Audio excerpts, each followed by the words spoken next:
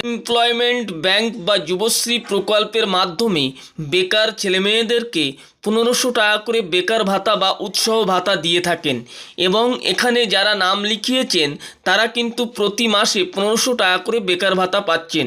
তাই যে সমস্ত বন্ধুরা এখনও পর্যন্ত এমপ্লয়মেন্ট ব্যাংক বা যুবশ্রী প্রকল্পে নাম নথিভুক্ত করেননি তারা অতি দ্রুত এমপ্লয়মেন্ট ব্যাংক বা যুবশ্রী প্রকল্পে নাম নথিভুক্ত করুন, তাহলেই আপনি পেয়ে যাবেন প্রতি মাসে 1500 টাকা করে বেকার ভাতা বা উৎসাহ ভাতা।